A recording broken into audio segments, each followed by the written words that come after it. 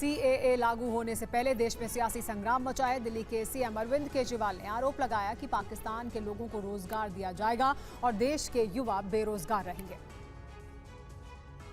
हमारे लोगों के पास तो घर नहीं है, भारत के तो ढेरों लोग बेघर हैं, लेकिन बीजेपी वाले पाकिस्तान से लोगों को लाके उन्हें भारत में बसाना चाहते हैं, उनको घर देना चाहते हैं।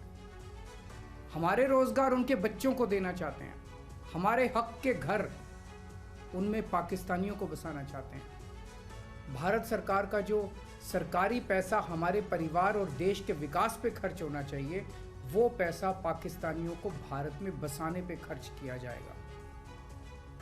इन 3 देशों में लगभग 2.5 से 3 करोड़ अल्पसंख्यक हैं। ये तीनों बहुत गरीब देश हैं।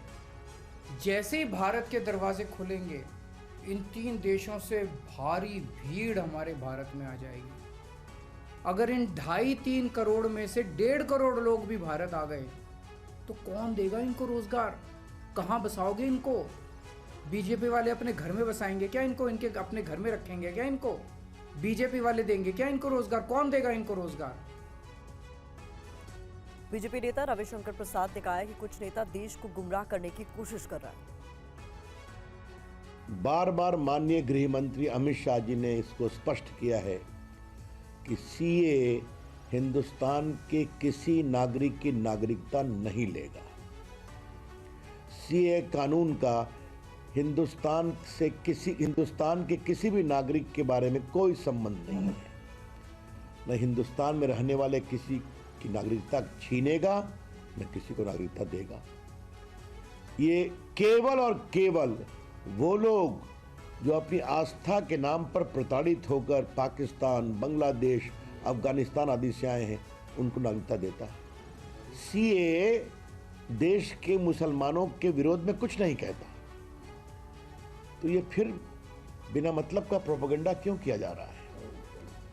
सीएए के नाम पर सांप्रदायिक उन्माद फैलाने वालों से मैं एक ही बात कहना चाहूंगा, कृपया करके झूठ का व्यापार करना बंद करें। और राष्ट्रपति की मंजूरी के बाद उत्तराखंड में यूसीसी यानी यूनिफॉर्म सिविल कोड का रास्ता साफ हो गया है। अब नियमावली बनते ही उत्तराखंड इस कानून को लागू करने वाला देश का पहला राज्य बन जाएगा।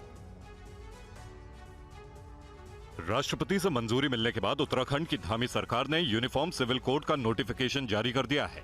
इस नोटिफिकेशन के साथ ही उत्तराखंड यूसीसी लागू करने वाला पहला राज्य बन जाएगा।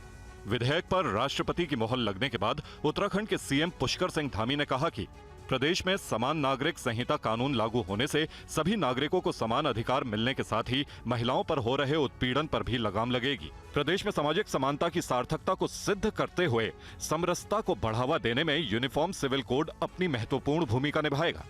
मंजूरी के बाद नियमावली तय होगी और उसके बाद उत्तराखंड में विवाह, तलाक, संपत्ति विरासत और लिव इन रिलेशनशिप से जुड़े सामान्य कानून लागू हो जाएंगे।